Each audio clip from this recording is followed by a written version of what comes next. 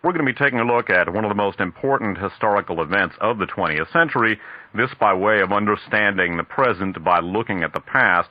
We're going to be taking a look, first of all, at a very important article, albeit one which does have some unconfirmed information from unnamed U.S. intelligence operatives. This concerns evidence that George Bush has, in fact, been operating for the Central Intelligence Agency for many, many years.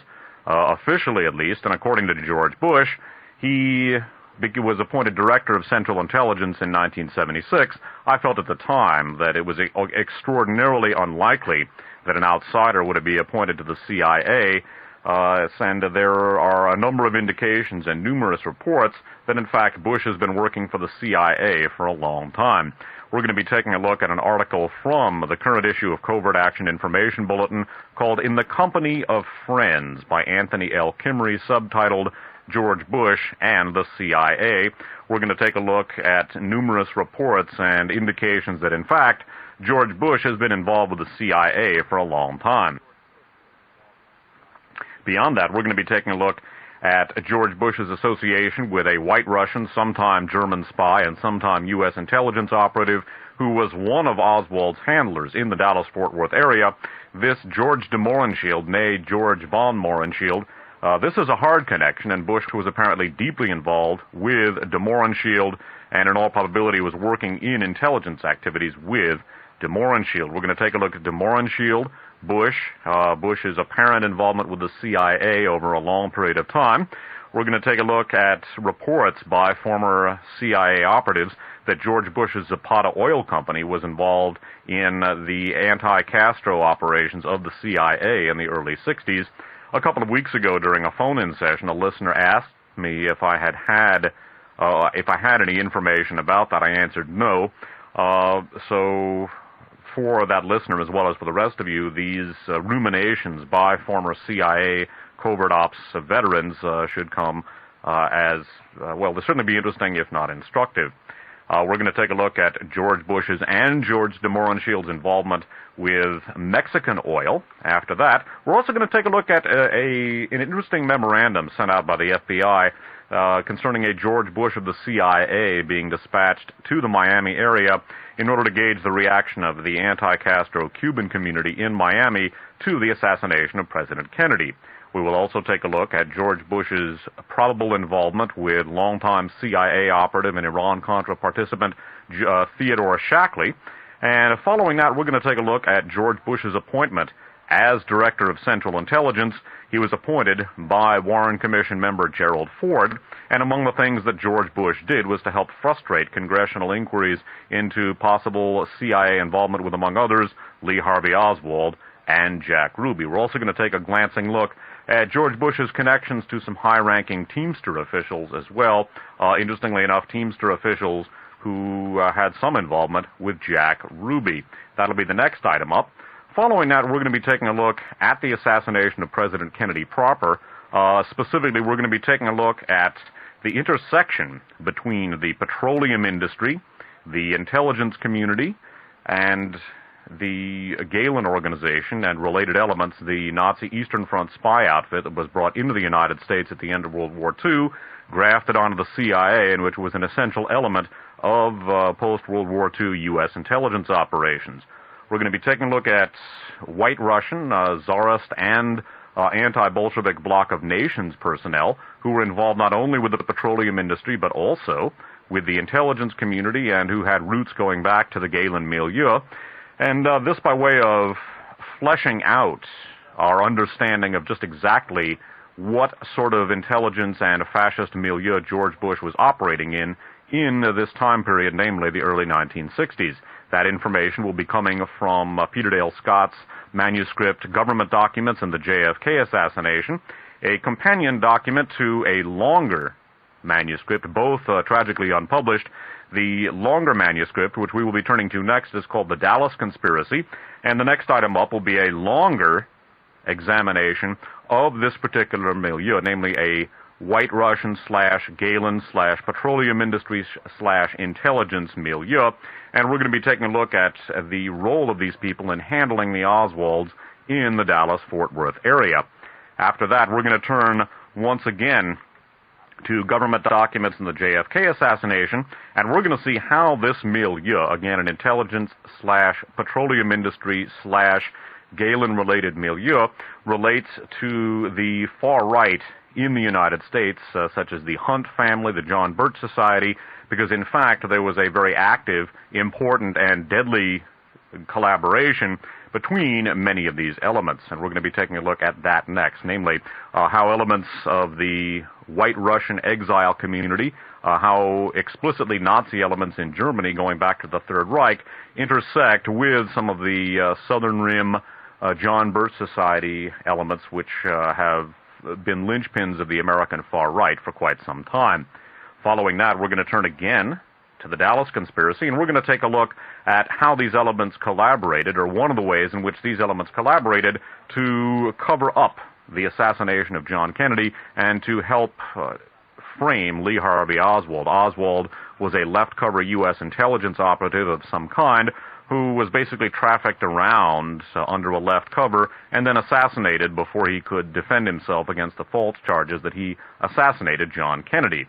After that, we're going to take a look again at the role of the Galen/anti-Bolshevik bloc of nations milieu in the assassination of John Kennedy. This also from the Dallas conspiracy. I don't know how much of this material we're going to get a chance to get to this evening, but what I don't get to this evening, we will be getting to next week. Now, the reason I'm going into this is not only to help understand just who George Bush is, but also to help understand what the historical forces were that came to power on November 22nd, 1963, because these are the historical forces which will be dealing with the United States in the event of a financial collapse, and that is a very real possibility. We also, by the way, by way of providing apposition to some of the material from the Peter Dale Scott manuscripts, we'll be taking a look at material from Robert Groden and Harrison Edward Livingston's High Treason about George de Morenschild's work for Third Reich intelligence. We will also be looking at material from Coincidence or Conspiracy by Bernard Fensterwald, a probable intelligence operative himself, concerning the Hunt family and some of their activities vis-a-vis the events of 11/22/63. Again, it's going to be a long program this evening. I doubt very seriously that I will have any time for phone calls. If I'm not able to get to all of the information this evening, I will be filling it out, or completing it, I should say, next week. And again, the reason I'm going into this is because, of course, George Bush is president. As I like to say, if you don't study history, the world is a mystery, and it is important, I think, as we contemplate the very real and unpleasant prospect of a financial collapse in this country, it is important to understand the nature of the historical forces which are in control of this country, because that will help us anticipate and perhaps deal with the response that they have to a financial collapse. So that's what we have on tap for this evening. I'm going to take a musical break, and then we will come back with the main body of the prepared portion of One Step Beyond.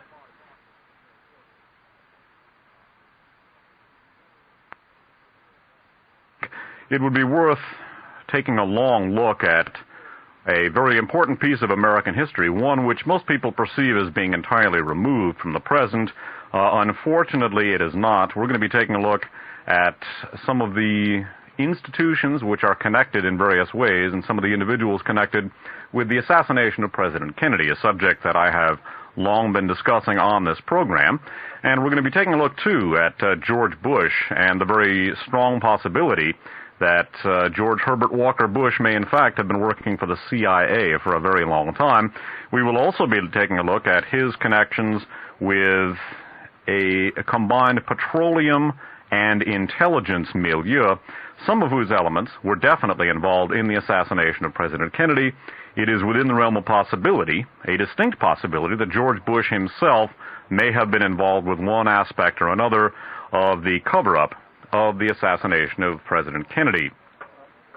We're going to begin by taking a look, a detailed analysis, of an article which appears in the current issue of Covert Action Information Bulletin. Covert Action Information Bulletin is a quarterly. It is undoubtedly the best single periodical dealing with the U.S. intelligence apparatus, and I would strongly recommend that listeners to this program subscribe to it. It is available on certain newsstands, but you will save money by subscribing. I will give the address for a Covert Action Information Bulletin.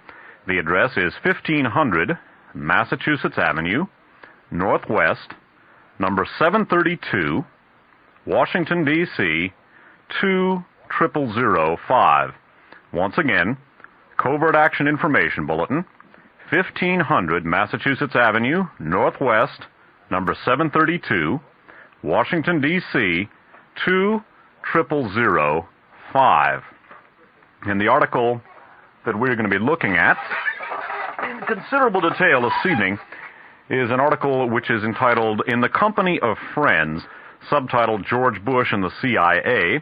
This is authored by Anthony L. Kimmery, K-I-M-E-R-Y, and he is described here as a freelance investigative journalist whose work has appeared in various publications. He is presently working on a book about George Bush and the CIA.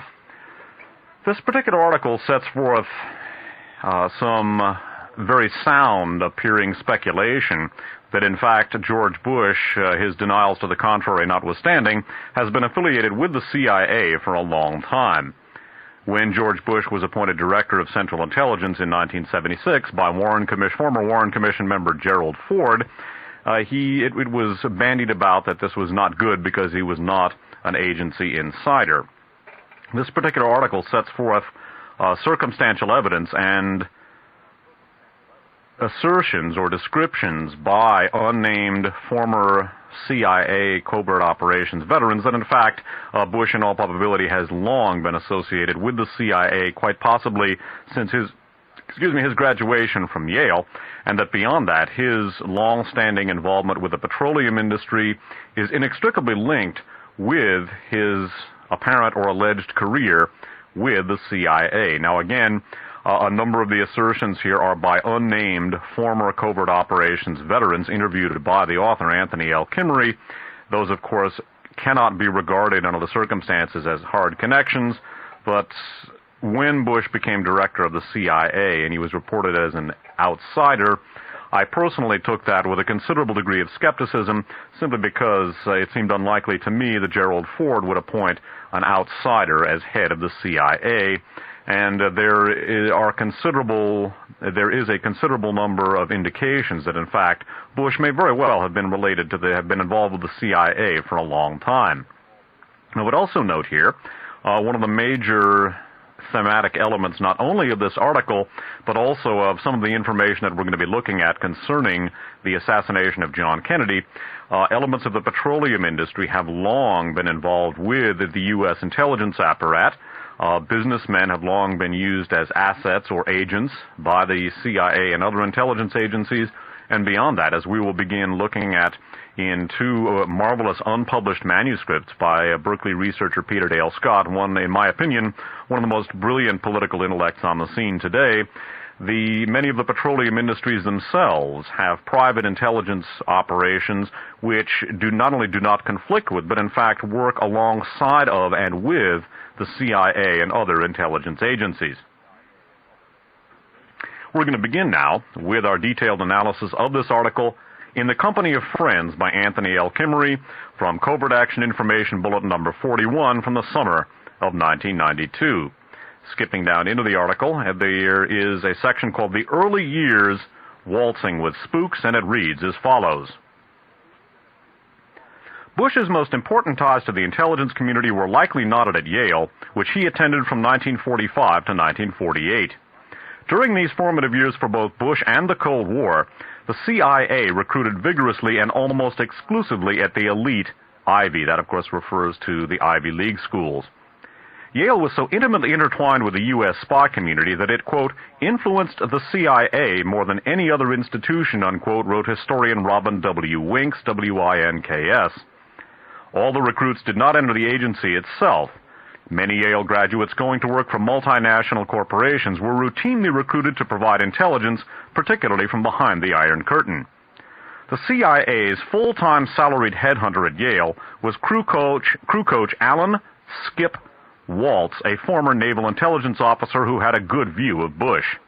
As a member of Yale's Undergraduate Athletic Association and Undergraduate Board of Deacons, Bush had to have worked closely with Waltz on the university's athletic programs, from which the coach picked most of the men he steered to the CIA. It is inconceivable Waltz didn't try to recruit Bush, say former agency officials recruited at Yale.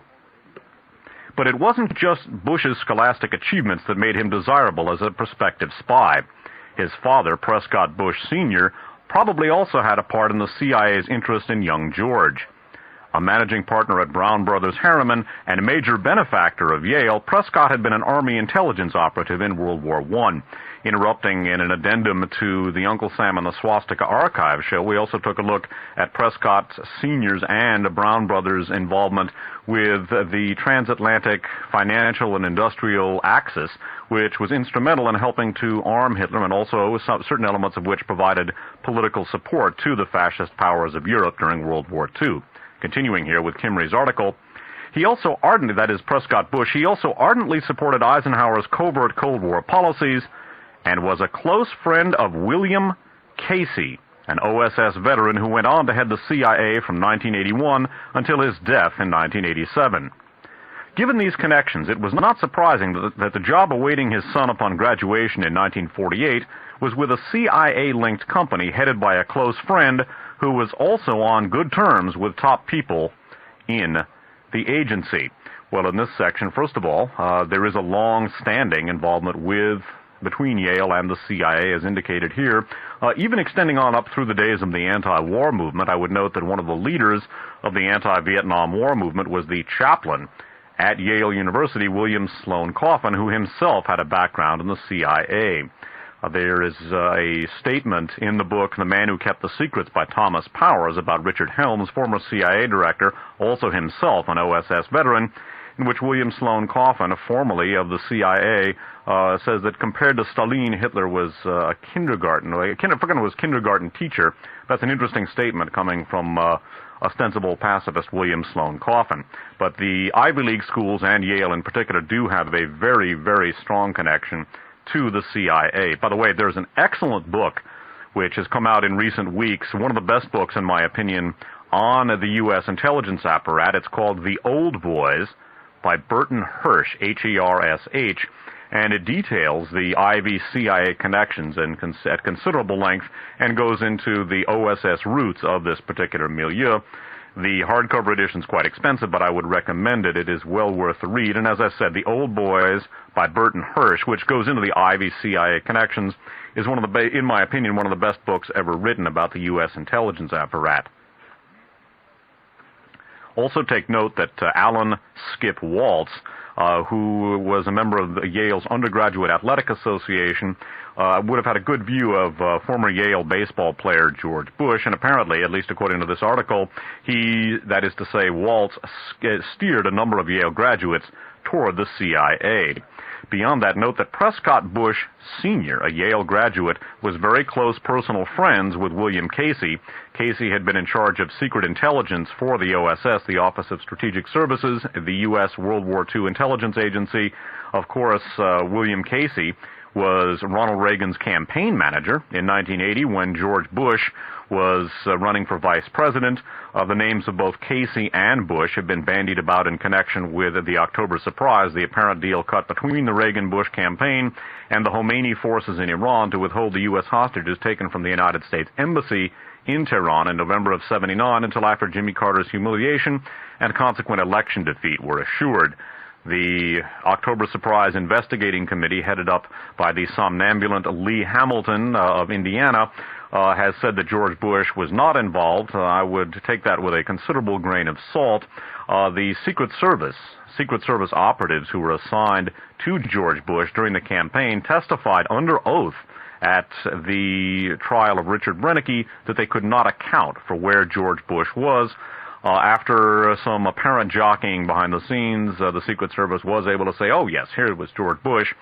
One of the points that I made when I discussed that a couple of weeks ago is that the U.S. intelligence apparatus often covers some of its misdeeds by putting forth the excuse that, well, we're just a bunch of bunglers, or there was a mistake with a gang who couldn't shoot straight. Well, nothing could be further from the truth. The Secret Service is extremely professional and very thorough, and the notion that they would lose track of a major party vice presidential candidate a few weeks before an election is simply not credible under the circumstances. This does not automatically mean that Bush was in Paris or involved in October surprise, but it does mean he was someplace doing something he had no business doing. The Secret Service, as I said, and when one familiarizes oneself with the operations and methodology of the U.S. intelligence apparatus, there is absolutely no way the Secret Service loses track of a major party vice presidential candidate during the course of a presidential election, this just a few weeks before the election itself. I would also note, too, as the book The Old Boys indicates, one of the things that is very important in examining the U.S. intelligence agencies is what is known as networking. Many people deride the type of research that I do as, quote, conspiracy theory, a term I loathe. I think the term itself is a loaded one. Conspiracy theory conjures up the notion of a bunch of get-smart aficionados sitting around with propeller beanies and two-way wrist radios picking nits. The phrase conspiracy, as I said, is a term of the conspiracy theorist is a term of derogation, and it's something that a lot of people, including many people in the progressive political sector, use to avoid looking at some very important things. I think the word networking is very important to substitute for the phrase conspiracy theory. You say, if one, I should say, brings up the term conspiracy theory, people say, oh, I don't believe in conspiracy theories. But if you say networking, people go, oh, networking. Oh, you mean what yuppies do? You mean what I do? Oh, why, yes, how nice. Indeed, networking is extremely important in understanding the functioning and history of our intelligence system. And take a look here at the beginning of this networking. We have Prescott Bush, himself a former intelligence operative during World War I, a major benefactor of Yale, a personal friend of William Casey, a veteran OSS man. Casey goes on to become Reagan's campaign manager when Bush is running for vice president, and then, of course, Casey becomes director of the Central Intelligence Agency. We're going to take a look at more networking in the next section of the article. Kimry entitles this, Oiling the Company Machine. Bush started his career as a salesman for International Derrick and Equipment Company, IDECO, a subsidiary of Houston-based Dresser Industries. This global engineering and construction conglomerate had routinely served as a CIA cover. Bush's job, peddling IDECO's services, including behind the Iron Curtain, was a curious responsibility considering Bush's inexperience in either the oil industry or international relations. Dresser Industries' longtime chairman of the board, Henry Neil Mallon, M-A-L-L-O-N, the, quote, surrogate uncle, unquote, and, quote, father confessor, unquote, to Prescott's children, personally offered Bush the IDECO job. Mallon was a friend to numerous ranking Cold War-era intelligence officials, including Allen Dulles, an OSS veteran and ground floor official of the CIA. Dulles headed the agency from 1953 until 1961, when he was sacked by President Kennedy in the wake of the Bay of Pigs disaster. I would interject, Allen Dulles later served on the Warren Commission, allegedly investigating, in fact covering up President Kennedy's assassination. Continuing here, Mallon steered prospective candidates for spy work to Dulles and often provided cover employment to CIA operatives. Prescott and Mallon were also Yale classmates and initiates of Skull and Bones, the infamous secret Yale fraternity that was a fertile CIA recruiting ground during the Cold War. George joined Skull and Bones his junior year. Another particularly important operative with whom Mallon was well acquainted would also eventually work with George Bush. George de Mohrenschildt, that's capital D-E, capital M-O-H-R-E-N-S-C-H-I-L-D-T, a Russian count whose family fled Russia after the Bolshevik Revolution, had been part of a spy network Dulles ran inside Hitler's intelligence organization. Take note of that. I would take that with a grain of salt. That may be accurate, but it is a matter of record that George de Mohrenschildt actually worked for Nazi intelligence for a period during World War II. He may have been turned. Keep that in mind. We're going to come back to this later.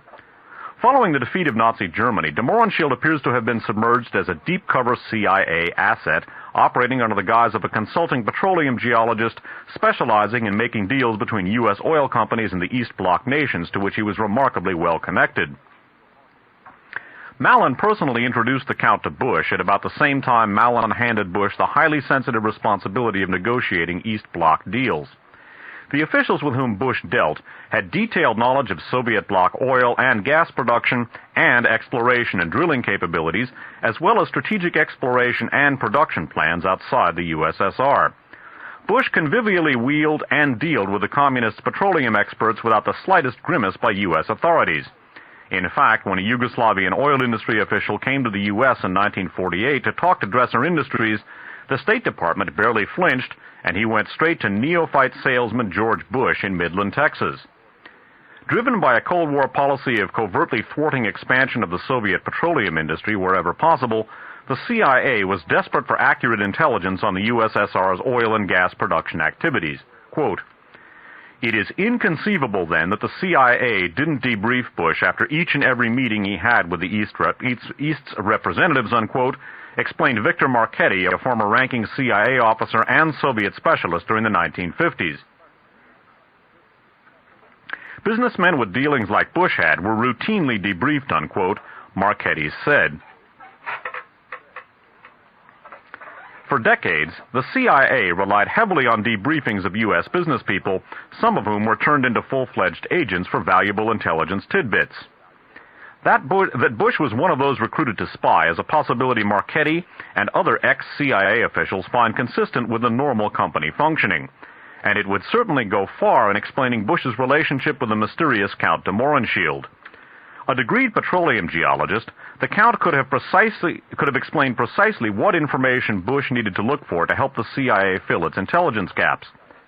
Later a CIA spy in Yugoslavia, de Mohrenschildt may have been Bush's, quote, handler, unquote, his briefer and debriefer. Quote, "Bush had all the characteristics of being a spook," unquote, said a retired CIA operative who says he worked for Dresser as a cover and who knew the future president. The possibility that deep cover operative de Mohrenschildt's relationship to Bush was that of fellow intelligence gatherer is further strengthened by de Mohrenschildt's continuing association with Bush and by the apparently secret turn in their relationship at about the time CIA operations against Fidel Castro began. Neatly typewritten among the meticulous pages of the telephone and address book the Count carried with him until his alleged suicide is an entry for, quote, George Bush, unquote. It included his nickname, Poppy, and his home address and telephone number in Midland, Texas, where Bush and his family lived from 1953 until he moved the offices of Zapata Offshore Oil Company to Houston in 1959. Curiously, the two of them continued to meet secretly in Houston. De Mohrenschildt made no new entry for Bush's residence in Houston. There was only an X marked through the old address. In his testimony to the Warren Commission, de Mohrenschildt acknowledged having made frequent trips to Houston beginning in the late 1950s for which he gave only vague explanations. Although there is no proof, it is possible that one reason for his stealth was the continued meetings with Bush. By the early 1960s, Bush was regularly servicing the CIA in Latin America. Quote, "I know Bush was involved with the CIA in the Caribbean," unquote, said an ex-CIA agent. Well, certainly there was some kind of relationship between George Bush and George de Mohrenschildt. By the way, de Mohrenschildt was christened at birth George von Mohrenschildt. He was, as indicated here, a white Russian expatriate. During World War II, it became very extremely unfashionable to have a German last name. That's when he changed his name to de Mohrenschildt. It was customary for the white Russian aristocracy to take Western European names because they viewed their own country as something of a poor sister under the circumstances. Now again, let's take a look at networking here. Now, by the way, bear in mind that George de Mohrenschildt was one of Oswald's handlers, the Oswald family's handlers, in the Dallas-Fort Worth area. After completing our analysis and reading of this article, we're going to take a look at George de Mohrenschildt, née von Mohrenschildt, his relationship with the Oswalds, his involvement with the intelligence community, with elements associated with the Galen organization, that coming up. But let's take a look at, once again, the networking that we're looking at here. Now, once again, Henry Neil Mallon is close to Allen Dulles. He's a classmate of Prescott Bush. He's also a member of Skull and Bones. He basically introduces Bush to IDESCO, a subsidiary of Dresser Industries, and the nature of the relationship between the neophyte petroleum salesman George Bush and Dresser Industries suggests the distinct possibility, as outlined by Emory, that in fact Bush may have been using his petroleum industry involvement as a cover for intelligence activity as well as a money-making device. Now, it was Neil Mallon, Henry Neil Mallon, again, a friend of Prescott Bush Sr., also a friend of William Casey, who became CIA director under Ronald Reagan. It was Henry Neil Mallon who introduces Bush to de Mohrenschildt, who was almost certainly a U.S. intelligence operative, probably CIA, after World War II. And again, both Bush and de Mohrenschildt were involved with, apparently involved, I should say, with espionage activities involved with assessing and also thwarting the Soviet oil and gas production during the Cold War period. And again, it's Henry Neil Mallon who introduces Bush to de Mohrenschildt, and there are strong indications, albeit circumstantial and not absolute, that in fact both may have been involved in espionage activities using the petroleum industry as a cover. The next section of this particular article is entitled Zapata Zaps Mexico. It reads, "It was around this time, in the late 1950s, that Bush expanded his business dealings in Mexico. The counter-revolutionary anti-nationalization policies enforced by the CIA in the incendiary Mexico-Caribbean Central American region certainly worked to Bush's financial advantage. Following Castro's successful revolution in 1959, his government took over all oil and gas enterprises in Cuba and nationalized the industry, a blow to U.S. oil companies which had just begun to tap into Cuba's oil reserves. Fearing that the desire to control their own industries would spread to other third-world countries, the CIA went to bat for big oil amalgamations which were worried about the security of their investments in the region's considerable oil and natural gas resources. The agency began assembling a paramilitary force to invade Cuba and overthrow Castro. Again, there was a neat mesh between CIA policy objectives and Bush business interests in the region. In the summer of 1959, Bush was principal owner of Zapata Offshore Oil Company, which he had spun off from Zapata Petroleum, a company he helped found 6 years earlier. Veteran CIA operatives in the war against Castro say Bush not only let the CIA use Zapata as a front for running some of its operations, including the use of several offshore drilling platforms, but assert that Bush personally served as a conduit through which the agency dispersed money for contracted services. Lending themselves this way to the CIA was a classic segue for many business people in the 1950s and early 1960s who had wet their feet spying for the CIA behind the Iron Curtain. The agency recruited scores of conservative business people to volunteer their companies as, quote, fronts, unquote, for hiding the impending invasion against Castro. A number of veteran Cold Warriors, none of whom knows one another, are adamant in their respective claims that Bush worked for the agency during this period. They tell similar disturbing stories about Bush having dirtied his hands, quote, doing the company's bidding, unquote, as one put it. This allegation is buttressed by the internal records of a secret alumnus of former back-alley operations who confirms that contract mercenaries were indeed employed by Zapata. So in this section, now again, we don't have hard connections here, but a number of intelligence veterans who were involved in the CIA's long-standing activities against Fidel Castro maintained that, in fact, George Bush was using Zapata Offshore Oil Company, a spin-off from Zapata Oil, to, well, in addition to obviously a petroleum business venture, they are adamant that, in fact, George Bush was working with the CIA and actively aiding its anti-Castro effort in this period. Now, this is something that we're going to want to store away for future reference, because if, in fact, the assertions by these intelligence veterans, and the author here, Emory, says that veteran Cold Warriors who did not know one another, if, in fact, their assertions here are correct, this would place George Bush, obviously, in the middle of the CIA's anti-Castro milieu, and considerable elements of that milieu were involved in the assassination of President Kennedy. Now, was not the CIA proper that killed President Kennedy, although there certainly were major elements of the CIA involved in the milieu which dispatched President Kennedy. It was basically a coup, but because there were elements of the CIA, even though it's extremely unlikely that the orders came from Langley, the CIA certainly participated in the cover-up. The next section of the article that Kimry has here is entitled Pemex, Oiling the CIA and Greasing George Bush's Palm. It reads in part as follows. The agency industry fear that they might lose control of oil reserves in their backyard was well-founded. On the heels of Castro's nationalization, Mexico, a country of more strategic and economic importance to the U.S. than Cuba, also moved to nationalize its oil industry. Concurrently, Mexico embarked on a massive economic expansion program which relied heavily on wooing foreign credits. One country which offered tantalizing loans and oil drilling expertise was the Soviet Union. The CIA was concerned that the Soviets would establish a foothold in Mexico's oil industry. The U.S. oilmen were worried that they would lose their profitable domination of Mexico's oil industry, and, unable to stop the nationalization, they rushed in to snare lucrative business arrangements with Pemex, P-E-M-E-X, Mexico's new state-owned oil monopoly. While most bid overtly for contracts, some oilmen worked closely with the large Mexico City CIA station. One corporation which benefited from the considerable leverage the CIA held over certain Mexican officials running Pemex was Bush's Zapata Offshore Oil Company. By 1960, agency assets had helped Bush erect the foundation for a secret and illegal oil drilling partnership on Mexican soil. In 1959, working through high-level officials of Dresser Industries, Bush teamed up with ranking Mexican officials whose offices were cooperating closely with the CIA's chief of station in Mexico City.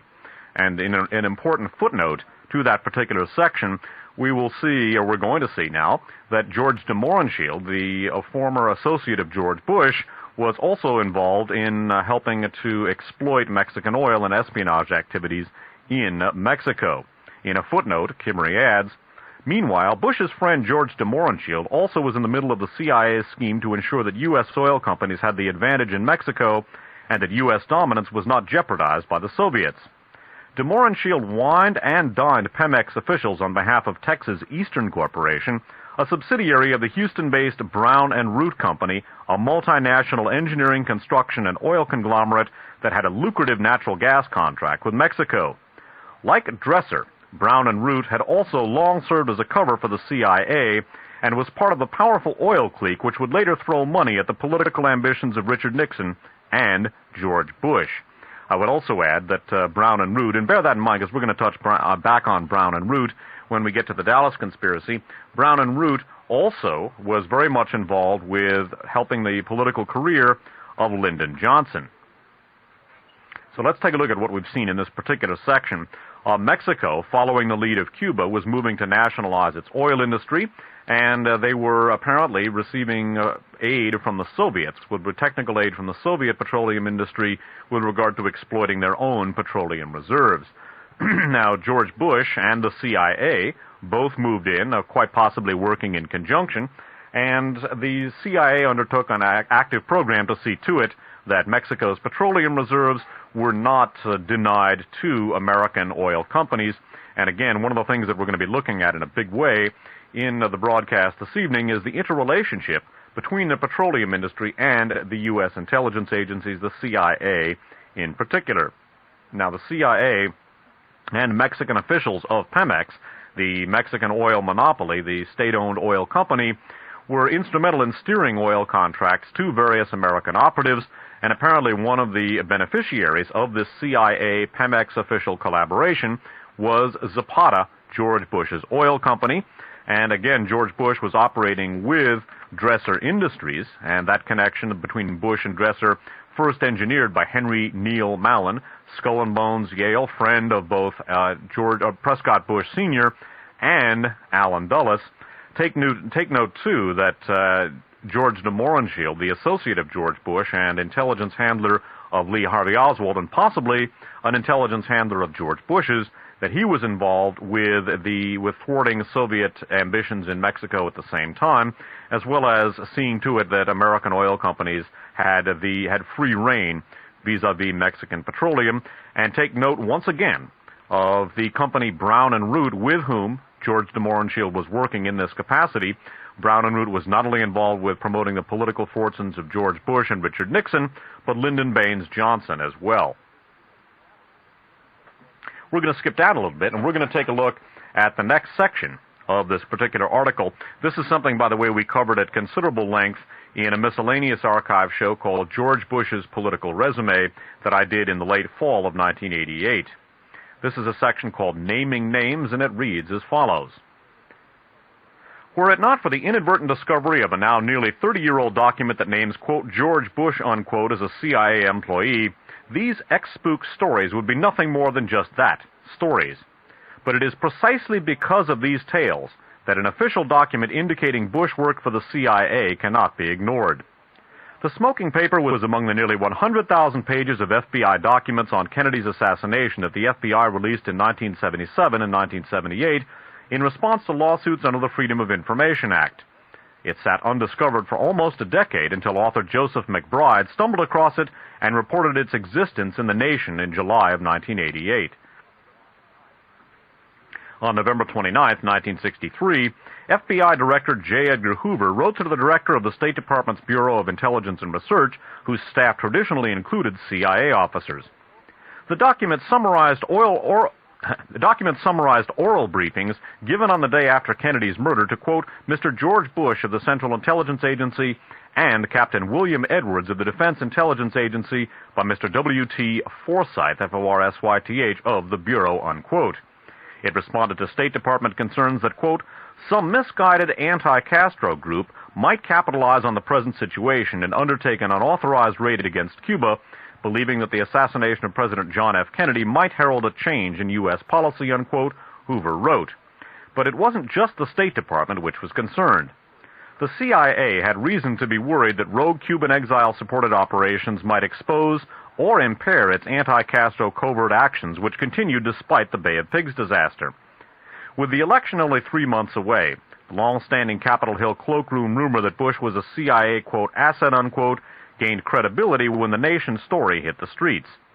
Evidence that the Republican candidate, whose relationship to the CIA's illegal arms pipeline to the Contras as vice president was already controversial, had in fact been a CIA operative, should have sparked a political firestorm. Oddly, the furor was short-lived. Pressed by the Nation for a comment prior to publication, Bush laughed, shrugged his shoulders, and said, according to a White House insider, according to a White House insider, told his spokesperson Stephen Hart to tell the Nation that it, quote, must be another George Bush, unquote. When asked whether the CIA could check to see if, as Bush suggested, there had been another George Bush roaming the Langley corridors at the time, spokesperson Bill Devine replied, quote, 27 years ago, I doubt that very much that we can search back. In any event, we just have a standard policy of not confirming that anyone is involved with the CIA, unquote. When the Nation report failed to die a quick natural death, the CIA reversed its standard policy a few days later and announced, because, quote, the record should be clarified, unquote, that it had identified the, quote, George Bush, unquote, referred to in Hoover's memo. Indeed, a George William Bush was employed by the CIA at the time in question, and it was he to whom Hoover had referred. CIA spokesperson Sharon Basso, B-A-S-S-O, added that George William Bush left the agency in 1964 and his whereabouts were unknown. Another agency official told the New York Times that, quote, we put a lot of effort into identifying the man Hoover named, unquote. Apparently they didn't try hard enough. George William Bush was found working for the Social Security Administration and living in Alexandria, Virginia, only a short distance from CIA headquarters. When read the memo, he responded, quote, is that the other George Bush, unquote? It was a logical assumption. George William Bush had heard that another George Bush worked for the CIA at the same time. He had been a, quote, lowly researcher and analyst, unquote. In a sworn affidavit, George William acknowledged working for the CIA at the time Kennedy was killed, but affirmed, quote, I am not the Mr. George Bush of the Central Intelligence Agency referred to in the memorandum, unquote. So, according to George William Bush, there was another George Bush working for the CIA when Kennedy was killed. The CIA won't comment, and the White House won't, quote, give dignity to this matter with any additional comments. President Bush settled this in 1988 with his denial, unquote. Well, we've looked at this again at considerable length in a miscellaneous archive show done in November of, actually, was it October or November? I can't remember off the top of my head. But anyway, in the fall of 1988, called George Bush's Political Resume. It appears probable from the information here that this was the very same George Bush which currently, I should say, sits in the White House. I would note, too, that one of the other points of information brought up in that particular program was that George Bush, and this was definitely the same George Bush, contacted the FBI and indicated that a young Republican living in Houston, Texas, might have been involved in President Kennedy's assassination. I suspect that what George Bush was doing, and this was definitely identified by the FBI as George Herbert Walker Bush, the current president and former CIA director. This was definitely identified as the same individual. I suspect, and this is rumination obviously, I suspect that he may have been involved in laying down a disinformation trail to steer would-be investigators away from the actual perpetrators of Kennedy's assassination.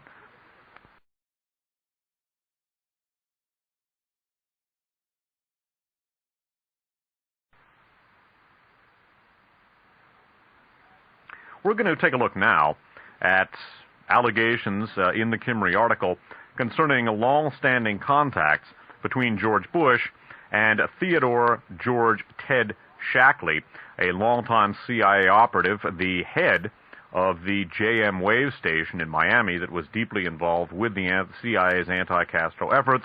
And, of course, Theodore Shackley was deeply involved in the Iran-Contra scandal. Anthony Kimmery writes in this particular story, after saying, of course, after relating George Bush's denial, saying that the White House, quote, won't give dignity to this matter with any additional comments. President Bush settled this in 1988 with his denial. Kimmery goes on to say, that's pretty much the sort of imperious denial Bush gave to the recurring and unanswered questions about his role in the Iran-Contra mess. In that case, too, the apparent Bush-CIA connections go back decades. There is evidence that prior to Bush's appointment as DCI in 1976, he was well acquainted with legendary spook Theodore George, quote, Ted, unquote, Shackley, who joined the agency in 1951. When Bush arrived on the scene at Langley, it was clear to longtime agency insiders that there was a real bond between these two men that went back many years. Between 1974 and 1976, a sensitive period in U.S.-Chinese relations, Bush was ambassador in Beijing, and Shackley was chief of the CIA's Far East Division. In 1976, shortly after he became DCI, without seeking advice, Bush promoted Shackley to Associate Deputy Director of Operations. In this position, he was second in command to the DDO, the third most powerful position in the CIA and one of the most pivotal in the entire government. Aside from their agency connection, already cemented during Bush's previous tenure in Beijing, it is hard to explain how the two men developed such a close bond. For the previous 10 years, Shackley was chief of station in Vientiane and Saigon, overseeing dozens of covert operations related to the Vietnam War. Before that, from 1952 to 59, and again during 1965 and 6, he worked in Germany. In 1962, before going into the jungles of Indochina, he returned for a 3-year stint stateside as station chief in Miami, then the largest CIA station in the world and the base of operations for the agency's vast paramilitary operations against Castro following the Bay of Pigs disaster. Quote, you've got old George Baby helping the company's operation against Castro, and here's Shackley in charge of the Miami station that's running the show. Now how do you think they know each other, my friend, unquote, mused a former CIA operative involved in the anti-Castro activities. Again quoting, theirs was a damn close relationship. Still is. Under Bush's tenure at DCI at the CIA, the two men worked together. Shackley oversaw Central American operations and established the infrastructure for the Reagan White House's adventures a short time later. The veteran agent was not only the catalyst for the notion of selling arms to Iran to free the hostages, but he was also one of the architects of, quote, low-intensity conflict, unquote, the new name for the CIA's covert strategy in Central America. Shackley was eventually forced out of the agency in 1979 when an arms sales scandal involving him finally exploded. His relationship with Bush continued, and shorn of official CIA status, Shackley re-emerged in the early 1980s as an integral player in Iran-Contra.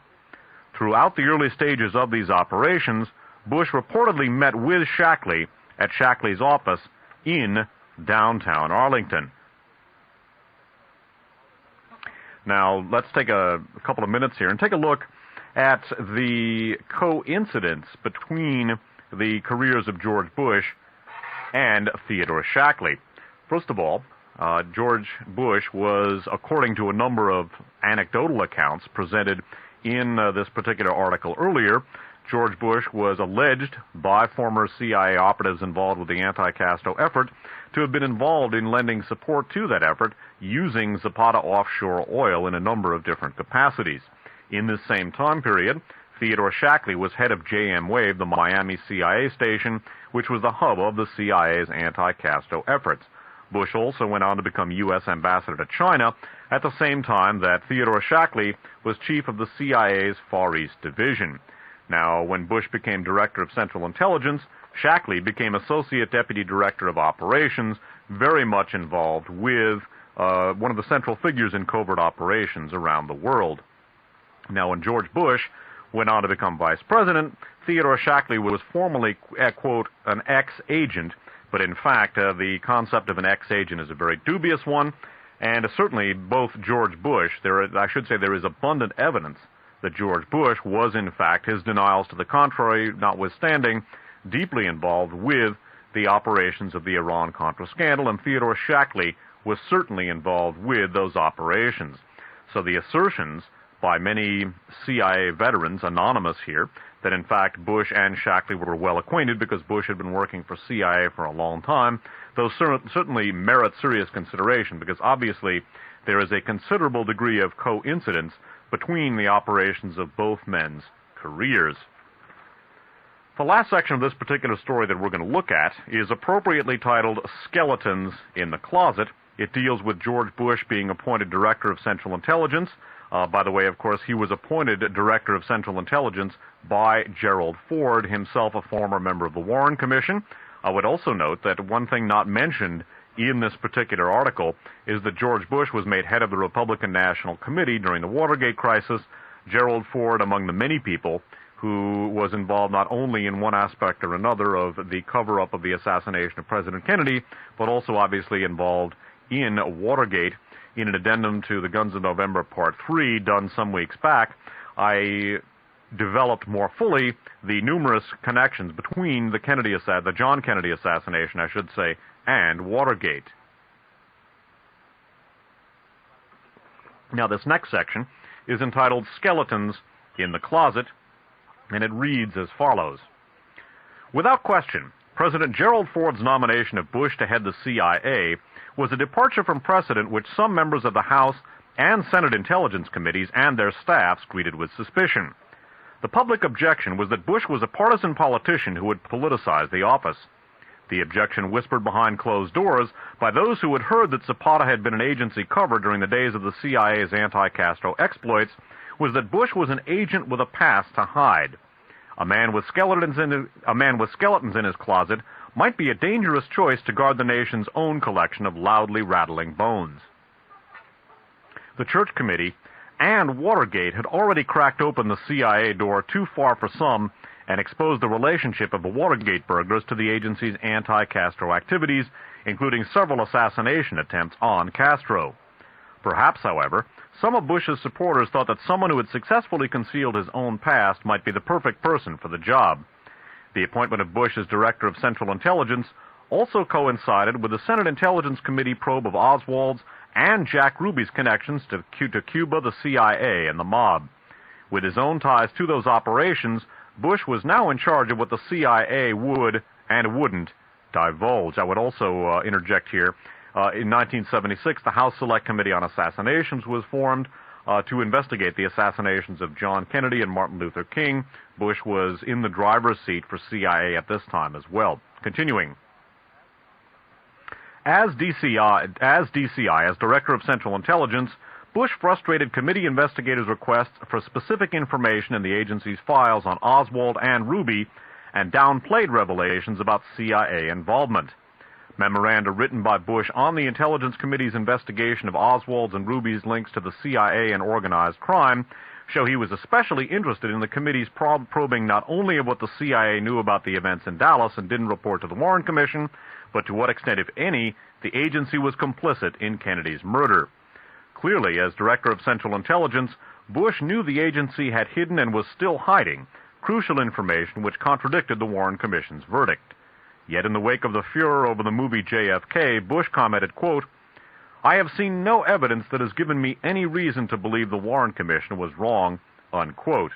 And in an interesting footnote to this particular section, from CIA memos and documents released under the Freedom of Information Act, that's the information presented, one aspect of Bush's interest in Congress's probe of Ruby may have been the fact that Bush was backed financially and politically in his 1970 congressional campaign by Murray W., quote, Dusty, unquote, Miller, M-I-L-L-E-R, then Secretary-Treasurer of the Teamsters, according to an October 13th, 1970 memo from Charles Colson to H.R. Haldeman, which was among Nixon's secret files released in 1987.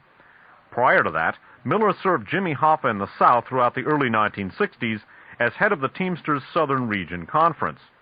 Shortly before President Kennedy was assassinated, Ruby placed calls to Miller, which is interesting. I did not know prior to reading this article about the Miller-Bush connection, but it's an interesting one, and it may indeed help to explain the interest of, or the activities of George Bush in limiting the disclosures that the CIA gave to Congress. Bear in mind now, George Bush's documented connections to George de Mohrenschildt, an individual who was involved in handling the Oswalds, and an individual that we're going to be looking at in a big, big way in a few minutes. Also, another thing that's interesting and to note here, again, apparently the key Teamster operative, Murray Dusty Miller, who had served Hoffa in the South and was head of the Teamsters Southern Region Conference, was connected to Jack Ruby in some way. I would note, and this may be completely irrelevant, but on the other hand it might be only too relevant, that the individual who owned the building in which Jack Ruby's Carousel Club was housed was a member, a director, I should say, of Zapata Oil. Another thing I would note, and this is certainly speculative, in 1991 the Kennedy family had a lot of bad press when William Kennedy Smith was accused of having raped a woman. I noted in a discussion of the facts of the situation that it was extremely doubtful that William Kennedy Smith had raped Patricia Bowman. Among the things which argue loudly for his innocence and for perjury on the part of Patricia Bowman was the fact that, according to the police report, Patricia Bowman had driven to the Kennedy estate in Palm Beach. Supposedly she'd been raped. She then left, came back, and called a woman named Ann Mercer to come pick her up. That seems extremely unlikely. It seems extremely unlikely to me that Patricia Bowman would have been raped, left in her own car, and then come back to the scene of the alleged crime to be picked up. I would note that Ann Mercer, according to the police report, had been seen arguing with Ted Kennedy in the nightclub at which the parties met earlier in the evening. Also, her father had been involved, had been convicted of fraud and perjury in a Teamsters pension fund scam. I would also note that Ann Mercer's sister had a house within a few hundred feet of the Kennedy estate within easy surveillance distance. The publicity surrounding Patricia Bowman's alleged rape by William Kennedy Smith, and it appears extremely doubtful that she was raped, not only caused the polls concerning Ted Kennedy to drop, his popularity dropped, but by extension, John Kennedy's popularity, his esteem in the eyes of the public, dropped as well. One of the things that I ask about this supposed rape of Patricia Bowman by William Kennedy Smith was whether perhaps this was a setup. One of the things that I have spoken about over the years was the fact that basically that American politics are governed by what are known as the 4 Bs: bullets, bribes, beds, and blackmail. And the circumstances surrounding the alleged rape of Patricia Bowman suggest the distinct possibility that this may have been some kind of an intelligence scam. I would note too in this regard that at the recent Democratic convention in New York, none other than Gloria Steinem, herself an individual with a background in the Central Intelligence Agency, was trafficking around the poor victim or alleged victim, Patricia Bowman. That certainly didn't do the Democrats any good, and I think there's some very serious questions to be asked about that.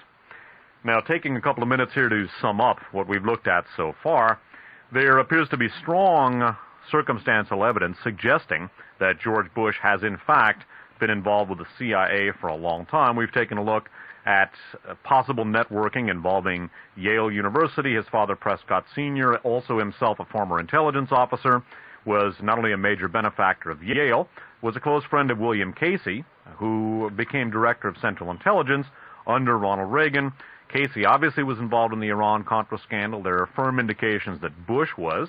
And I would also note that Casey was director of the campaign for Ronald Reagan and George Bush. It was William Neal Mallon, an associate of, among others, Prescott Sr., and Allen Dulles, a key CIA operative and director for many years, that put Bush in connection with, in contact with IDECO, a subsidiary of Dresser Industries, frequently used as a cover for CIA operations.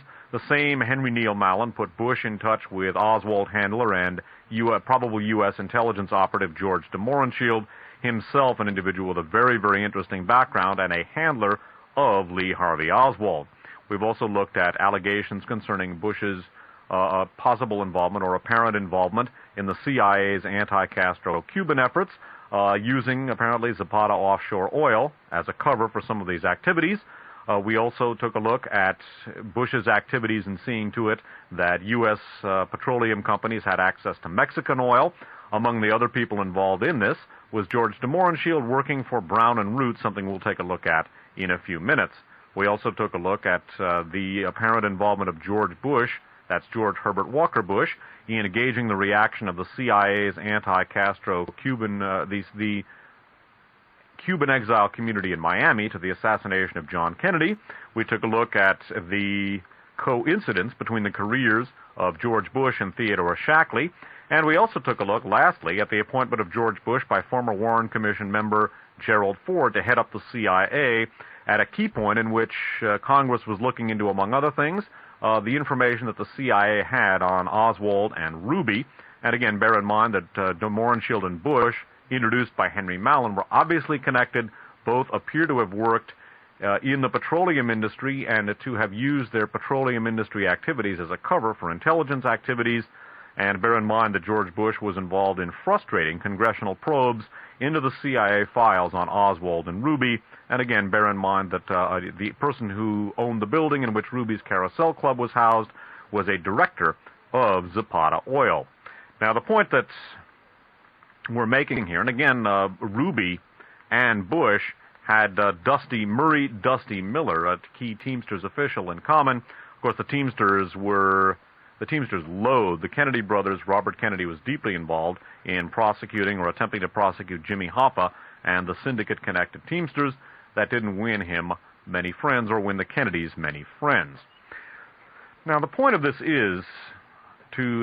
present discussion is to take a look at George Bush and the political forces of which he is a part and with which he has been operating. We're going to take a musical break. Now, when we come back, we're going to take a look at George de Mohrenschildt, nay, George von Mohrenschildt, an associate of George Bush, probable associate in the, certain associate in the petroleum industry, probable intelligence associate, and possible handler of George Bush. He was certainly, de Mohrenschildt, that is, one of the handlers of Lee Harvey Oswald, because we're going to take a look at the milieu of which de Mohrenschildt and Bush were part. We're going to take a look at their involvement with the assassination of President Kennedy, and this by way of understanding the nature of this political milieu, this petroleum industry, intelligence, and as we shall see, Galen organization, ABN milieu, and this again by way of understanding the nature of the forces that are in control of the country today. A musical break, and then we're going to take a look at George de Mohrenschildt, the petroleum industry, the intelligence community, the assassination of President Kennedy, the Galen organization, and some extremely, extremely unsavory elements, but elements which unfortunately we're going to have to let sit upon our palate if we are to understand our current political situation. Music, and then more of tonight's prepared portion. We're going to continue now with the prepared portion of tonight's program. We have been looking at George Bush, his tenure as CIA director, and firm indications that, in fact, George Bush has been working for the CIA for quite some time. Not definite, but probable. And beyond that, we're going to be taking a look at George Bush, we took a look, I should say, at George Bush's relationship with George de Mohrenschildt, one of the Oswald family's handlers in the Dallas-Fort Worth area. What we're going to be taking a look at now is the intersection between the petroleum industry, which is one of the main bases for the relationship between Bush and de Mohrenschildt and the intelligence community, and it appears probable that Bush and de Mohrenschildt were working together in the intelligence community. And beyond that, there are a number of connections between George Bush and the investigation into the assassination of President Kennedy, and it is quite possible that George Bush himself was involved in covering up the assassination of John Kennedy as Director of Central Intelligence. One of the questions that I think needs to be asked is whether or not Bush himself, who appears to have been involved with the CIA's anti-Castro milieu, that milieu was certainly involved in Kennedy's assassination. One of the questions I think we need to ask is whether or not perhaps Bush himself might have been involved in some way in the assassination. Whether or not he was, it appears probable that he was involved. He certainly was instrumental in frustrating congressional probes into what the CIA knew about Oswald and Ruby. And we're going to take a look now at the milieu of which George Bush was part and the nature of the political milieu which took this country over on November 22nd, 1963, because that milieu was explicitly fascist. And we're going to take a look now at connections between the petroleum industry, in particular independent oil operators. We're going to take a look at the relationship between that and the U.S. intelligence agencies, the CIA in particular, and also elements associated with the Gehlen organization. That was the organization of Nazi Major General Reinhard Gehlen. It was the Eastern Front intelligence organization for the Third Reich during World War II, and it jumped to the CIA after World War II, became in effect the CIA's Department of Russian and Eastern European Affairs. It then became the de facto NATO intelligence organization, and when West Germany was incorporated in 1956, it became the intelligence service for the Federal Republic of Germany. Now, the reason we're going into this is to understand the nature of the political forces which were ascendant or have been ascendant since November 22nd, 1963. The reason why it is important to study history, to study the past, is so that we can understand the present, and when we understand the present, we can reasonably understand the future. In the early part of the prepared portion of tonight's program, I talked about the probability that major commercial banks will be going belly up, possibly after the election, or the announcement of that will come after the election. I think we need to ask ourselves very carefully how a political milieu of the type that we are looking at now, Bush was certainly part of that milieu, whether or not he was involved with the Kennedy assassination. I think we need to ask ourselves how a milieu like this will react to the extreme social dislocation which would be produced by a financial collapse. We're going to begin now by taking a look at a very important document, unfortunately an unpublished document. This particular monograph is entitled Government Documents and the JFK Assassination. It is authored by the brilliant Berkeley researcher, Dr. Peter Dale Scott, and we're going to take a look now at the relationship between the petroleum industry, the intelligence community, and some of the Eastern European and Soviet emigre who worked with U.S. intelligence and came to U.S. intelligence by way of the Gehlen organization and related institutions. Peter Dale Scott writes, in Government Documents in the JFK Assassination, speaking of the Kennedy assassination, there is also, for example, the CIA to be considered. As mentioned before, Mamontoff and Gregory, that's Ilya Mamontoff and Peter Gregory, two of the White Russian handlers of the Oswalds in the Dallas-Fort Worth area. Beginning again, as mentioned before, Mamontoff and Gregory had collaborated in 1955 to set up a Dallas parish of the CIA-subsidized Russian Orthodox Church outside Russia, a parish restricted to aristocratic anti-Bolshevik Russians who had been, quote, checked, rechecked, and double-checked, unquote, by the CIA-subsidized Tolstoy Foundation.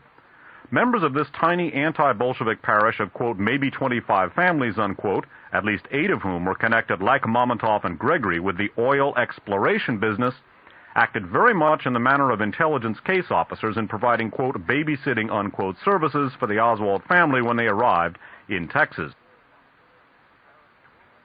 The exotic oil man, and Baron George de Mohrenschildt in particular, would cheerfully drive the Oswalds to other oil men's parties and swimming pools, and once spent all day loading his car down to the ground when Marina wanted to move. De Mohrenschildt told the Warren Commission that during World War II he worked for French intelligence. He thus concealed that during the war he was a suspected German agent who admitted having worked for a year with movie producer Baron Konstantin Maydell, M-A-Y-D-E-L-L, whom he described as, quote, not a spy but pro-German, unquote. Today, it is known that Maydell was for a period the top German Abwehr agent in North America. Abwehr, by the way, was German military intelligence during the war, spelled A-B-W-E-H-R. Continuing. Reinhard von Gehlen, who in the post-war era was in charge of the CIA's Russian emigre programs, is said to have recruited veterans of Maydell's Abwehr Group 2 and to have worked with East European emigre organizations inside the United States.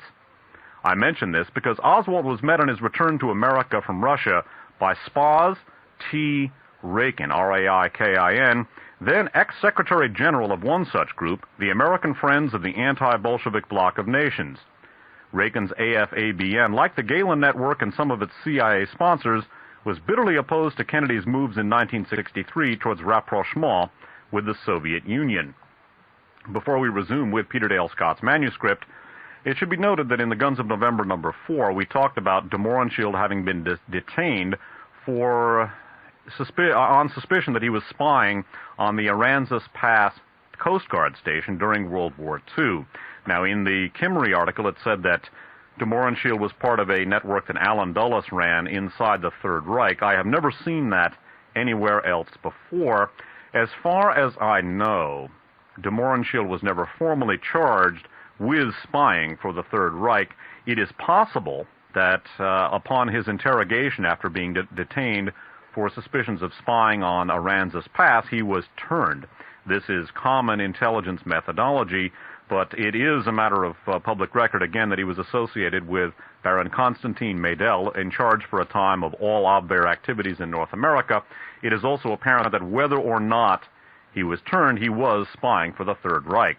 We're going to turn very briefly to the book High Treason, subtitled The Assassination of President John F. Kennedy, What Really Happened. This was co-authored by Robert J. Groden, G-R-O-D-E-N, and Harrison Edward Livingston. This book was published in softcover by the Conservatory Press, and it is copyrighted 1989. And of de Mohrenschildt, and this shortly after his alleged suicide, when he was going to be interviewed by the House Select Committee on Assassinations in 1977, Groden and Livingston write, de Mohrenschildt's wife told Jim Mars, a Dallas reporter, quote, he must have still harbored guilt feelings about his work for the Germans during World War II because he told me, quote, it's the Jews. They have caught up with me, unquote. During the war, de Mohrenschildt had been briefly detained on suspicion of being a German spy. Nothing further was heard on this until his wife spoke to Mars. So whether or not he was turned after being detained in connection with Aransas Pass, he certainly was a German spy at one point, and fit in very nicely with the Gehlen ABN milieu that we're looking at. By the way, I would emphasize that as we looked at in a miscellaneous archive show entitled Nazis and Anti-Semites on the Bush Campaign, in 1988 on the Republican Ethnic Heritage Council, many of these same Gehlen ABN-related elements were known to have been working for the Bush campaign. Unfortunately, this story did not get the press that it deserved. I would note that among the fascist collaborators and sympathizers on the Bush campaign was a fellow named Laszlo Pastor, a veteran of the Hungarian Arrow Cross organization, the Hungarian fascist organization that worked with Hitler. He had later turned up as the director of Eastern European activities for the Free Congress Foundation, founded by Paul Weyrich. This organization was very close to Boris Yeltsin in the former Soviet Union. The breakup of the Soviet Union into its constituent ethnic republics was one of the major goals of the anti-Bolshevik bloc of nations. If we don't have time for it this evening, we will get back to ABN connections to the assassination of President Kennedy later. Continuing here with Peter Dale Scott's manuscript, and again, government documents in the JFK assassination, Scott writes, Many, if not all, of the international oil companies themselves maintain their own private intelligence networks, which collaborate all over the world not only with the CIA, but with the emigre organizations subsidized by the CIA and von Galen. And at home in the United States, quote, the American Petroleum Institute has encouraged its member companies to sponsor reserve officer units among their employees, unquote. That a quote from Robert Engler's The Politics of Oil. Continuing.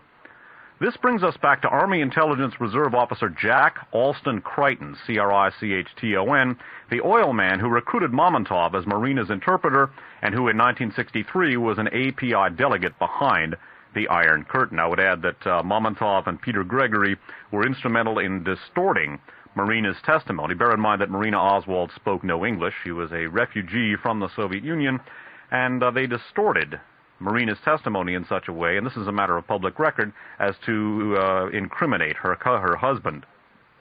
By the way, I would interject briefly, Lee Harvey Oswald was almost certainly a U.S. intelligence operative given a left cover, fingered for the assassination, and then murdered before he had a chance to exonerate himself.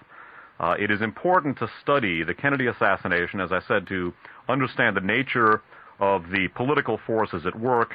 I don't have much regard for what I have previously referred to as the grassy knoll brigade. It's important for the uninitiated to familiarize themselves with the facts of the Kennedy assassination, including the physical evidence.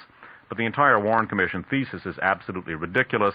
I don't think it makes any difference at this point in time who the three tramps were or exactly how many bullets were fired. What is important is to understand the political forces at work so we can understand the nature of the political realities which are upon us today. And indeed, a study of history, a study of the past, is vital for an understanding of the future, or understanding of the present so that we can anticipate the future. Now again, take a look here at the relationship between the petroleum industry and the intelligence community. We looked at that in the Kimmery article about George Bush. Obviously, Bush associate de Mohrenschildt was a key part of this.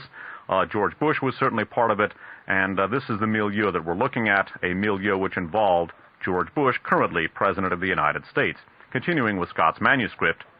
However, de Mohrenschildt's past intelligence activities may have been less relevant than his post-war career as an oil exploration geologist like Gregory, Mamontov, and Crichton.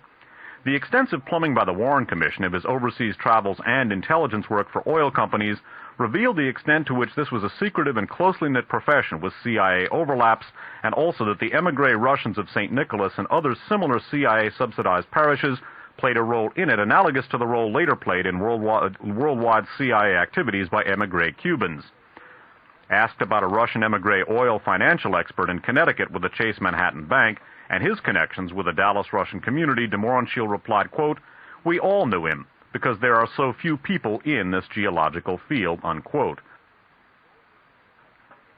De Golyer and McNaughton, by the way, that's capital D-E, capital G-O-L-Y-E-R, and capital M-A-C, capital N-A-U-G-H-T-O-N. Beginning again, De Golyer and McNaughton, the Dallas-based firm with world preeminence in this profession, was closely linked to members of the Russian parish and others who took turns babysitting the Oswalds. Louis McNaughton's personal accountant, the white Russian George Bouet, B-O-U-H-E, was said to have been, quote, rather mad at Marina for taking an apartment at Oak Cliff because it was rather too far for him to drive and help her when she needed help with the baby. De Mohrenschildt, who took care of Marina's dentist bills and later lied about this to the FBI, apparently had McNaughton's son in his house as an, quote, associate and constant guest, unquote.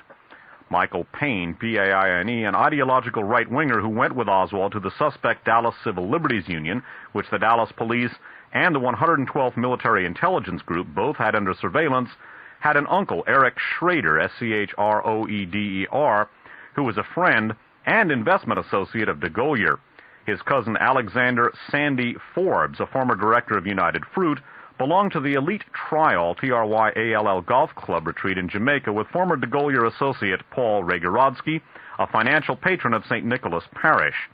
Finally, Declan Ford, who with his Russian wife took care of Marina after the assassination, had worked many years for de Golyer and McNaughton, the former employers of Jack Alston Crichton. By the way, remember Crichton, we're going to come back to him later. It seems possible that behind these McNaughton Associates' solicitude for the Oswalds was a less disinterested concern with Cuban oil. Before the fall of Batista, de Gaulle and McNaughton had been active exploring for oil in Cuba on behalf of a closely linked company which today, as Pan-Oil, has Crichton as director. Oswald's chief chauffeur, Count George de Mohrenschildt, also explored for oil in Cuba at this time on behalf of the interlocking Cuban-Venezuelan Oil Voting Trust, a company which played heavy Cuban politics in order to obtain and protect its oil leases. One of its directors, Amadeo Barletta, B-A-R-L-E-T-T-A, the local representative of General Motors, was close to dictators Batista and Trujillo, as well as allegedly the international narcotics traffic. Another, J.M. Bosch Lamarck, B-O-S-C-H-L-A-M-A-R-Q-E, quote, was one of the first and earliest supporters of Castro, unquote, before turning against him in 1959. He was also Castro's chief contact with Jules Du Bois, a Chicago Tribune Castro publicist and alleged U.S. Army intelligence veteran who also played an important role in the 1954 CIA coup in Guatemala. So again, we are seeing many of these same handlers of the Oswalds in the Dallas-Fort Worth area, chiefly George de Mohrenschildt, an obvious associate of George Bush and possible intelligence handler of George Bush, deeply involved with Cuban oil. And recall in the Kimmery article, we took a look at how the Cuban nationalization of its petroleum industry aroused a great deal of distress in the U.S. intelligence and petroleum circles. We're now going to flesh out the associations described by Peter Dale Scott in government documents and the JFK assassination. We're going to read a long section involving many of these same people and elements and giving more details about them. This is from the unpublished manuscript, The Dallas Conspiracy, also by Peter Dale Scott. The government documents in the JFK assassination is a companion manuscript to this. Now, some of the elements to keep an eye on in the section I'm about to read you. Keep an eye on de Gaulle and McNaughton, the Petroleum Geological Exploration Institute, many of whose members were instrumental in handling the Oswalds. Bear in mind, too, that the significance of looking at the Oswalds handlers is to understand the political forces that were involved in destroying President Kennedy and which came to power as a result. Oswald himself didn't kill anybody. Note the name Isaac Don Levine, an individual who was trying to make it appear as though the Kennedy assassination had been performed by the Soviet Union. Isaac Don Levine was an ardent Cold Warrior, and before World War II, he had not only been instrumental in arranging contacts between J. Edgar Hoover and also a State Department official named Adolph Burley and Whittaker Chambers, who helped to frame Alger Hiss as an alleged Russian spy. And Alger Hiss had been the special counsel to the Nye-Vandenberg Committee, which had been investigating the links between U.S. munitions makers and the fascist powers of Europe. Isaac Don Levine also was instrumental in floating a bogus manuscript which was called Out of the Night, allegedly by a Soviet agent named Jan Valtin. In fact, this particular document was authored by a Third Reich intelligence agent named Richard Krebs. We took a look at that in Radio Free America 15. Also take note of the organization NTS, or the Solidarists. That was a white Russian emigre organization which went to work first for the Third Reich and later for U.S. intelligence. Also, take note of some of the aerospace connections to the milieu we're going to be looking at, in particular the TFX scandal, which involved Bobby Baker, that could have destroyed the political career of Lyndon Johnson. The TFX fighter later became known as the F-111. Also, we're going to take a look at the Brown and Root Construction Company, which was instrumental not only in the rise of George Bush and Richard Nixon, that was mentioned in the Kimmery article that we read earlier.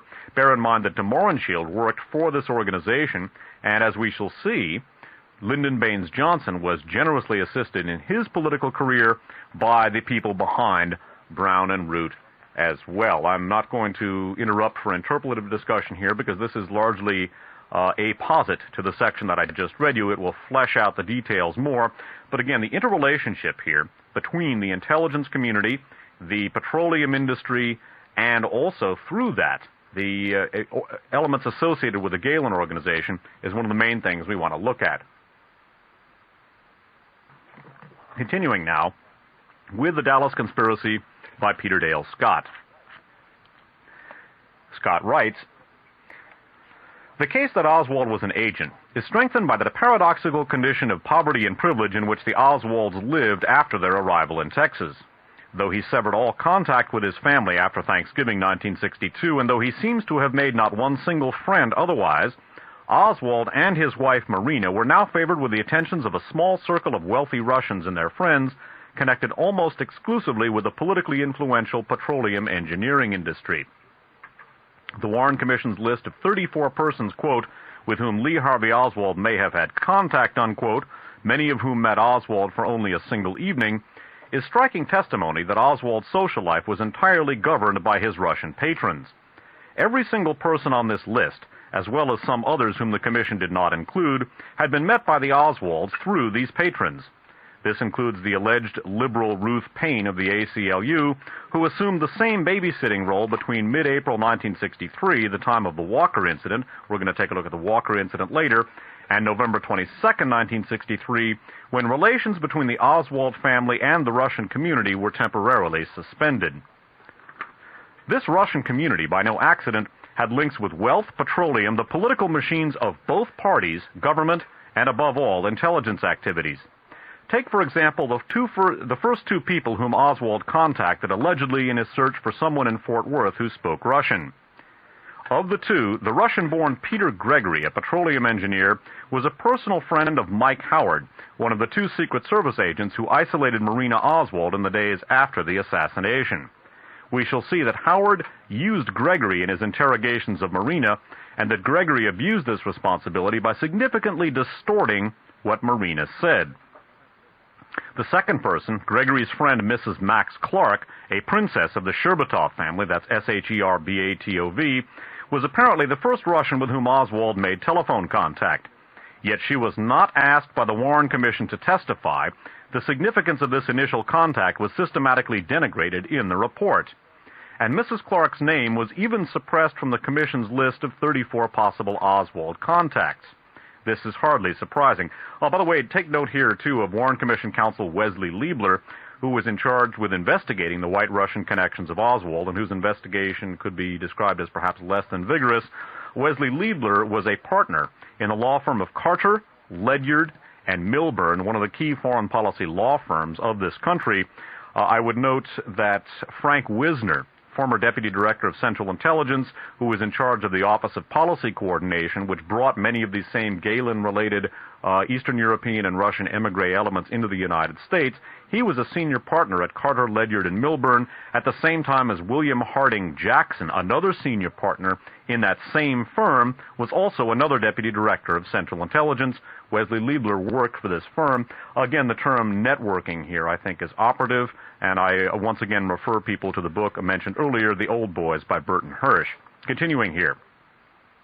Though Commission counsel Wesley Liebler dexterously avoided bringing this fact out, Max Clark, who was on a first-name basis with the Fort Worth FBI agent who interviewed him, Earl Haley, was a former security officer for the Convair Division of General Dynamics, and he himself was, according to one witness, quote, in some way connected with the FBI, unquote. And Convair, up to the time of the Kennedy assassination, was being investigated by a Senate committee for possible major scandals surrounding the controversial contract award to build the TFX experimental fighter plane. Again, that later became the F-111. It is important to recall that in the McClellan subcommittee hearings into the TFX contract award, the conduct of two men in particular had drawn public scrutiny. One was Roswell Gilpatrick, a Gilpatric, Deputy Secretary of Defense, whose past and present contracts with General Dynamics seemed to indicate possible conflict of interest. The other was Fred Korth, who resigned as Navy Secretary in October of 1963 after a letter of his had been published showing abuse of his office's financial political alliance, abuse of his office. There's a page missing here. That's delightful. Anyway, let's see.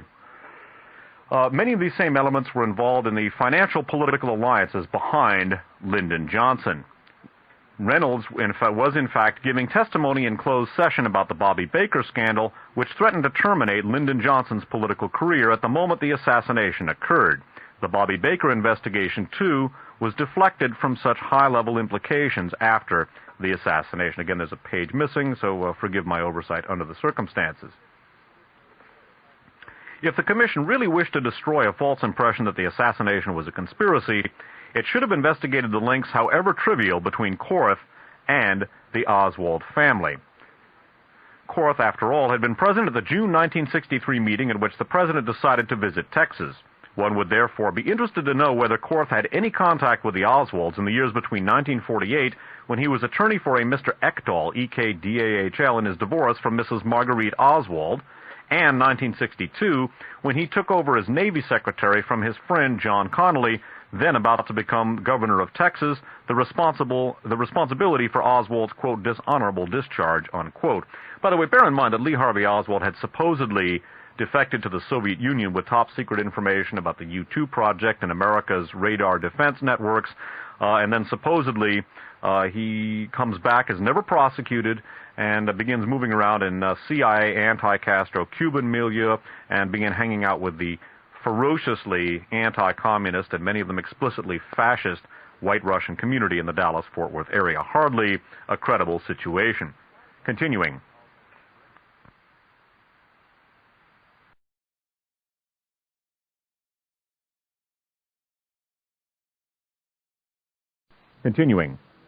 The guiding influence over the Oswalds of Gregory and of 3 other Russians, all connected with each other and with the petroleum engineering industry, can only be described as analogous to that of intelligence case officers for their subjects. If the Oswalds needed a car to go shopping or to be moved, the Russian families were there to lend a hand. The penniless Marina Oswald is said to have had 100 dresses given to her in this period, a claim wholly overlooked by the Commission in its penny-by-penny accounting of the Oswalds' possessions and budget. One of the chief Russian guardians, George Bouet, was a 60-year-old personal accountant for Louis MacNaughton of the famous oil exploration consulting service de Gaulier and MacNaughton, a man with numerous CIA contacts. And in a footnote to this, Scott adds, for example, MacNaughton was a director of Republic National Gas and the Republic National Bank in Dallas with Karl Hoblitzelle, Hoblitzelle, who set up the CIA conduit Hoblitzelle Foundation.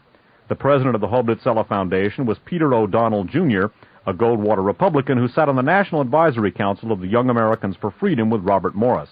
By the way, Morris was a former aide to Senator Joseph McCarthy of Wisconsin, and also later served as an attorney for Major General Edwin Walker, about whom we will say more later. Note also here that the Republic National Bank was a Hunt property. That's H.L. Hunt and his sons Lamar, Nelson, and Herbert Hunt. Continuing here. Of the Hoblitzelle Foundation, a CIA domestic funding conduit, Scott continues, one trustee was Sarah T. Hughes, the judge who, on November 22, 1963, administered the controversial oath of office to her friend and patron, Lyndon Johnson. And in the main text, so note who administered LBJ's oath of office here, and again Scott continues in the main text, Bouet was said actually to have been, quote, rather mad at Marina for taking an apartment at Oak Cliff because it was rather too far for him to drive and help her when she needed help with the baby. Lee Oswald, who worked in this period as a welder, greaser, or handyman, was also driven to parties and otherwise cared for by a member of the Dallas Petroleum Club and World Affairs Council, Count Sergei de Mohrenschildt, who knew Jackie's family and who admitted working with French intelligence during World War II. De Mohrenschildt, a key witness in corroborating Marina's story that Oswald shot at Walker, also had numerous political and CIA contacts. He was accustomed to do business on a personal basis with such prominent backers of Lyndon Johnson as George Brown of Brown and Root, the firm whose lawyer Charles Francis helped save Johnson's Senate election in 1948, and John Mecom, M-E-C-O-M. Take note that de Mohrenschildt was instrumental in corroborating Marina's story that Oswald shot at Walker. We're going to take a look at just how funky that allegation was later in the program. Mrs. Katya Ford, who after the assassination took Marina into her house and became her business agent, is of the Oswald's 4 Russian patrons the only one alleged to be linked to Jack Ruby. At first, the Warren Commission was asking witnesses about Stanley Skotnicki, S-K-O-T-N-I-C-K-I, and Katya Skotnicki, as 2 persons in a list, quote, supposed to be associates or friends of people that Mr. Ruby knew, and associated with closely, unquote. The Commission's interest in the Skotnickis vanished rather than quickened when it learned that Katya Skotnicki was in fact Marina's hostess, Mrs. Ford, and that Stanley Skotnicki was Mrs. Ford's first husband, even after Mrs. de Mohrenschildt volunteered the unsolicited information that Skotnicki, quote, was too anxious to make too much money, unquote. Though Katya denied knowing Ruby, she and her husband Declan Ford, an employee of de Golyer and McNaughton until October of 1962, suggested that their friend and neighbor, John M. Grizaffi, Grizzaffi, a friend of Stanley Skotnicki who was always talking about people, quote, in politics, unquote, did know Ruby, whereupon the Commission's interest in Grizaffi, a man whose name was found among Ruby's effects, also vanished.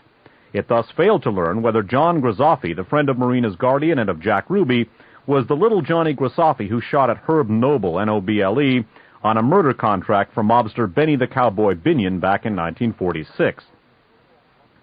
What the report calls, quote, the so-called Russian community in Dallas, unquote, and Fort Worth was an unusually intense and political one, intense even in its divisions. As the Warren Commission hearings make clear, all but a, quote, small bunch, unquote, of the Russians in the Dallas area had been brought there since 1949 through the good offices of the Tolstoy Foundation, which had screened immigrants carefully to exclude those of left-wing political views. Those Dallas Russians who left Russia during World War II, like Mrs. Ford, were of course less aristocratic than the, quote, old guard, unquote, of 2 decades earlier. The Church of the, quote, old guard, unquote, the Orthodox Church outside Russia, received CIA subsidies, and the CIA is said to have used it to recruit spies among the white Russian communities in the cities of mainland China. The Tolstoy Foundation, which maintains a European headquarters in Munich, received, quote, as much as $400,000 a year subsidy, unquote, from the American government, i.e. the CIA, for aiding refugees.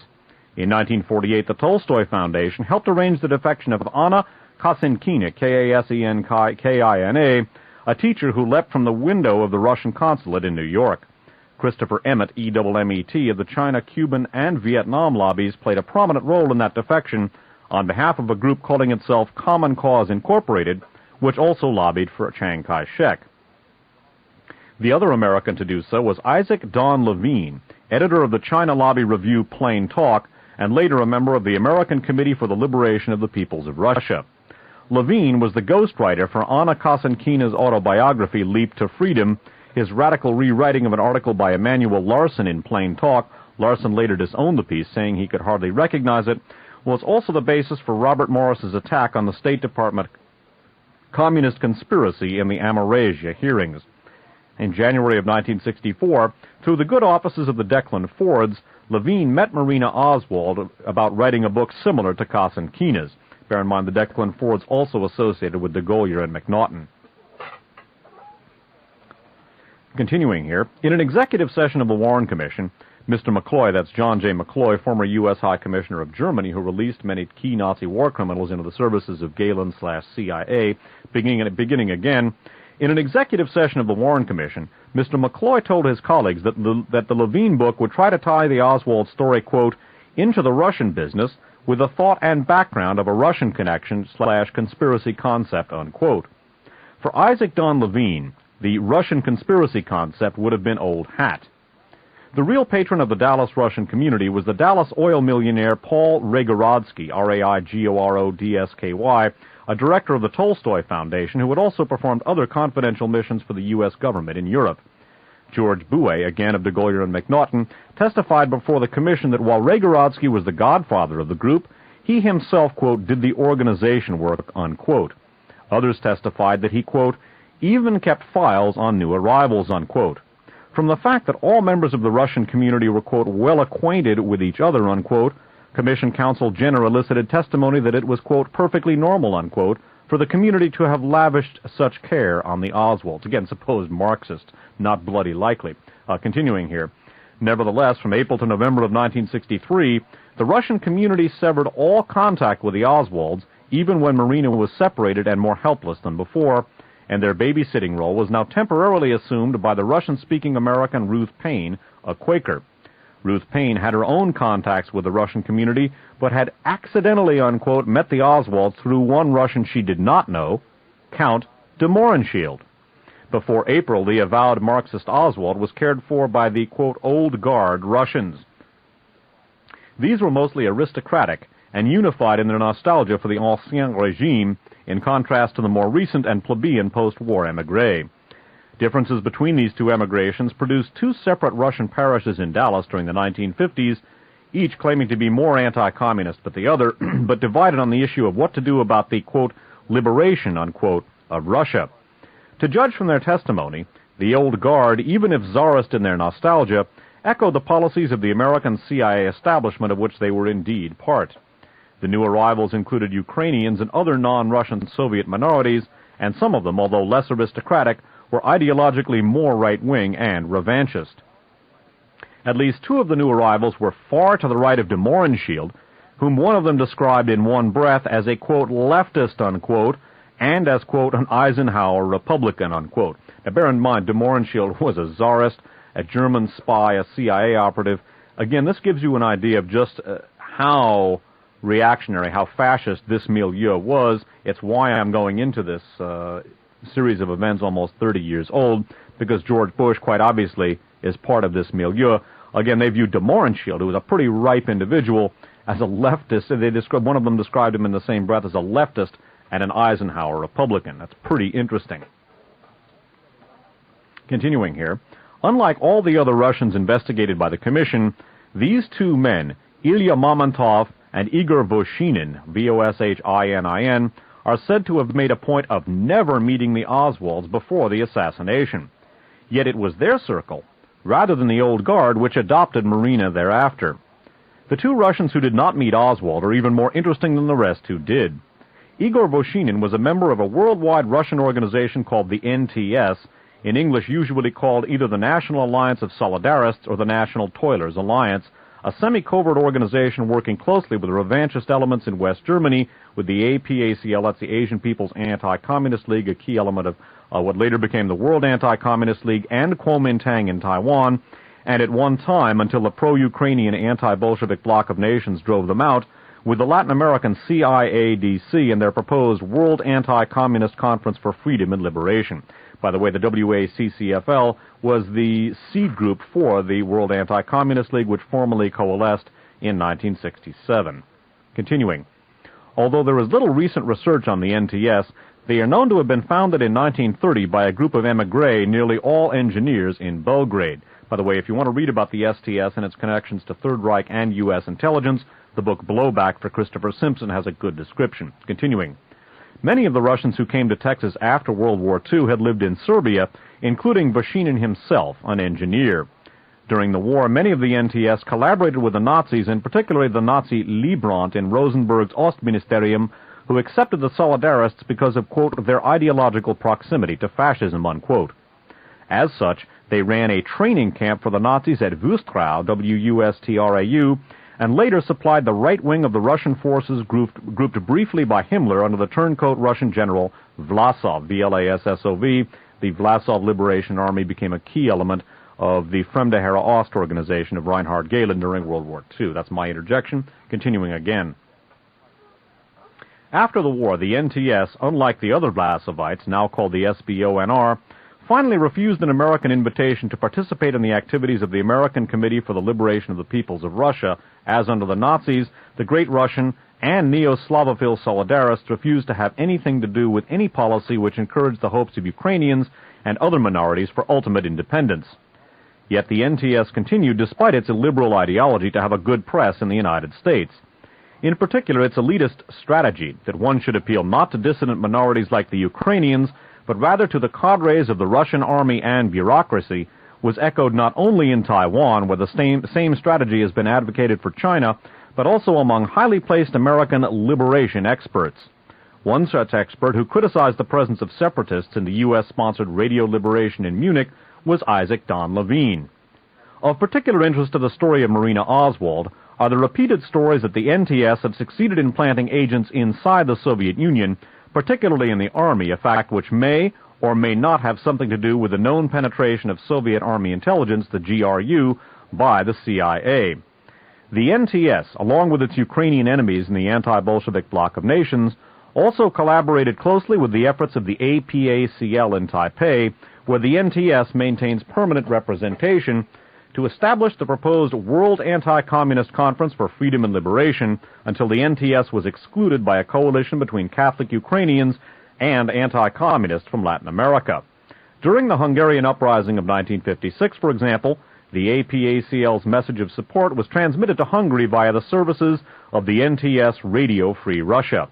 This makes it likely that the NTS was also in contact in Texas with the allies of the APACL and through them with the John Birch Society and its supporters of General Walker. Bear this in mind because the alliance between this Galen ABN, although the NTS and ABN were at loggerheads, petroleum intelligence milieu, and elements of the Native American right, such as the Hunt family and the John Birch Society, and H.L. Hunt protege General Edwin Walker, that is one of the major points of this particular inquiry, to see American reactionaries hooking up in a milieu involving the national security establishment of this country and residua of the Third Reich intelligence establishment.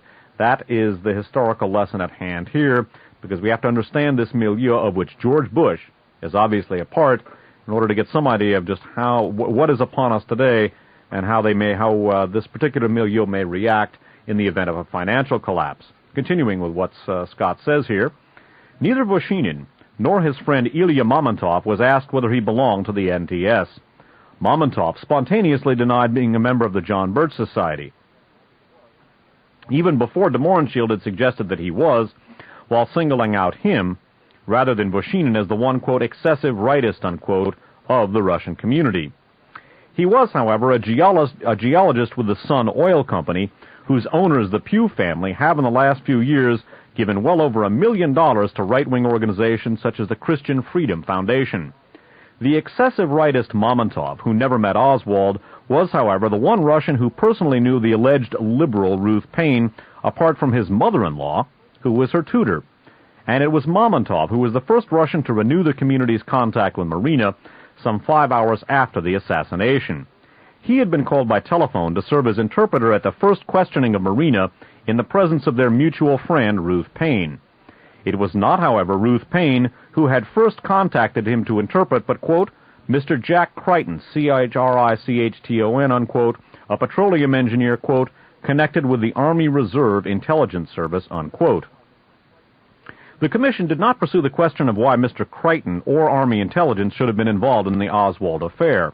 If they had, they would have learned that until 1962, Mr. Crichton was also a vice president of the Empire Trust Company, a firm whose leading shareholders, the interrelated families of Loeb, Lehman, and Bronfman, are said by Stephen Birmingham to have maintained, quote, something very like a private CIA around the world, unquote, to protect their other investments such as in Cuba, Guatemala, and General Dynamics.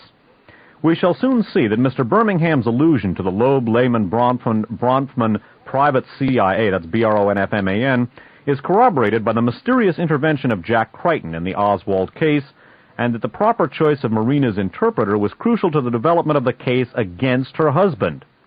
This last couple of sentences again, we shall soon see that Mr. Birmingham's allusion to the Loeb, Lehman, Bronfman private CIA is corroborated by the mysterious intervention of Jack Crichton in the Oswald case, and that the proper choice of Marina's interpreter was crucial to the development of the case against her husband. Mr. Crichton's example also shows that such a, quote, private CIA, unquote, of which there are many in the world of high finance, does not compete against existing intelligence and law enforcement agencies, but infiltrates and works with them.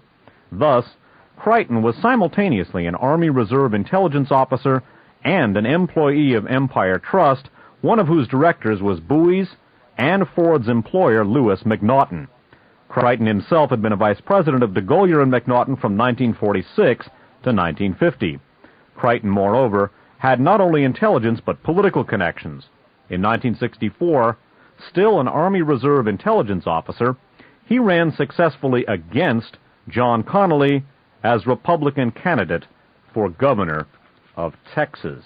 That concludes this particular section of the Dallas Conspiracy by Peter Dale Scott. We're running low on time. What we're going to take a look at very quickly now is the intersection between this particular milieu and, let's see, don't know, yeah, we should have time to do this. If not, I will come back to this next week. fact, what I may do is just run through this quickly now and stretch out with it next week. The reason I'm going into this is to observe the connections between this petroleum intelligence milieu, of which George Bush was clearly a part, and the Galen organization and related elements, because again, these are the elements that came to the fore on 11/22/63, and what we're going to look at now is the alliance between the Galen petroleum intelligence milieu with which Bush was involved and the American far right, such as the John Birch Society, the Hunt family, and we're going to take a look at the nature of this alliance right now. Going back to Peter Dale Scott's The Government Documents and the JFK Assassination, we read of the Hunt operations, from their public stance and behavior, one would hardly expect H.L. Hunt or his sons Nelson and Lamar to be allied with any official CIA operation. For years, they have typified the kind of Texas independent oil operators who have complained about the policies of Washington, the major oil companies, and the CIA.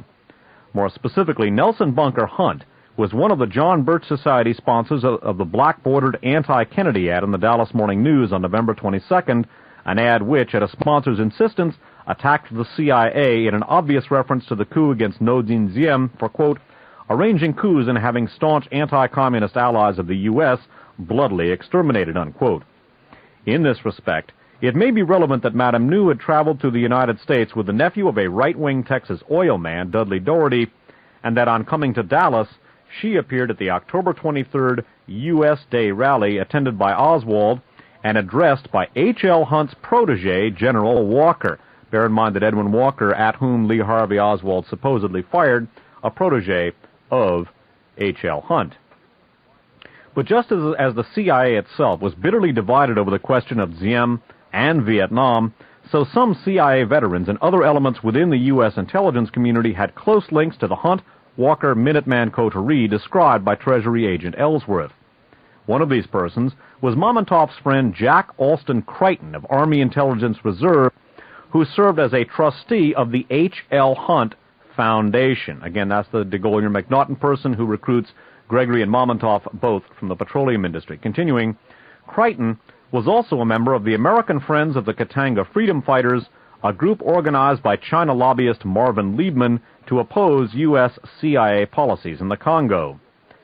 Nelson Bunker Hunt, meanwhile, had become the Texas representative of a German-based intelligence network, the ICDCC, or International Committee for the Defense of Christian Culture, which paradoxically united many of the CIA's most prominent opponents within the United States, most notably China lobbyist General Charles Willoughby, General MacArthur's former G2 in Japan and Korea, with representatives from CIA-sponsored organizations abroad, such as the Ukrainians cultivated by the Galen Organization. One chairman of the ICDCC, Hermann Punder, P-U-N-D-E-R, was a former Abwehr agent and close ally of Galen sponsors Konrad Adenauer and Hermann Abs of the Deutsche Bank, while a later chairman, Theodor Oberlander, O-B-E-R-L-A-E-N-D-E-R, was close to the right-wing German émigré group to whose newspaper General Walker spoke by long-distance telephone on November 22, 1963, transmitting the story accepted by the Warren Report that Oswald had shot at Walker in April of 1963. Interrupting briefly, Theodor Oberlander, a former SS officer, a key official with the anti-Bolshevik bloc of nations, Charles Willoughby, MacArthur's intelligence chief for many years, was born Karl Adolf von Cheppe und Wiedenbach, a German-born fascist, a deep sympathizer of Francisco Franco, for whom he went to work after his formal retirement for the military. Willoughby also brought Franco to the United States to lecture at West Point.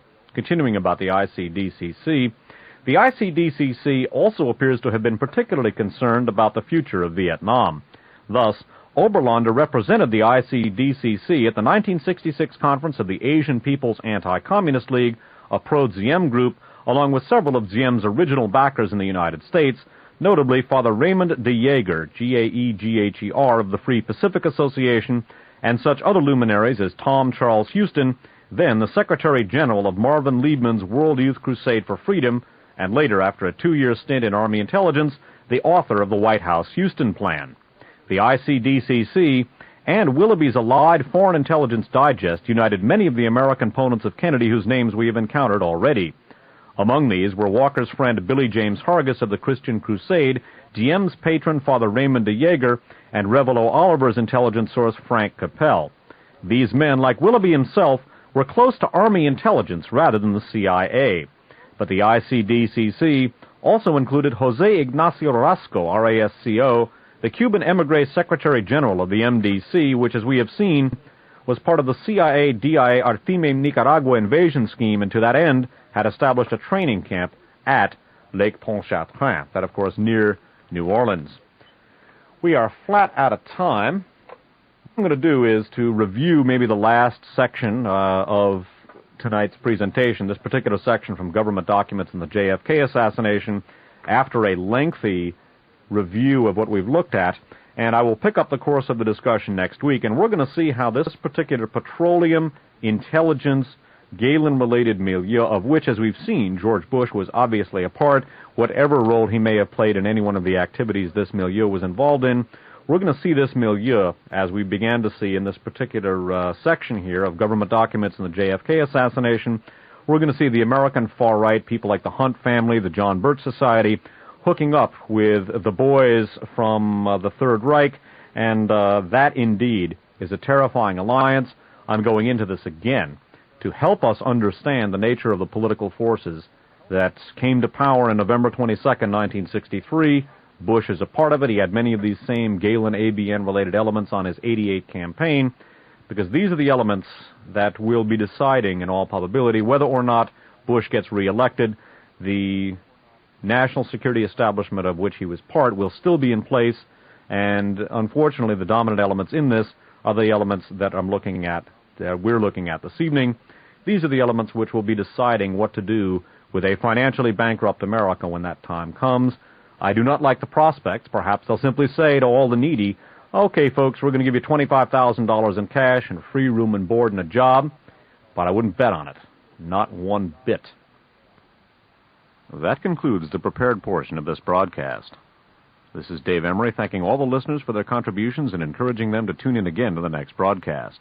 Until then, take care.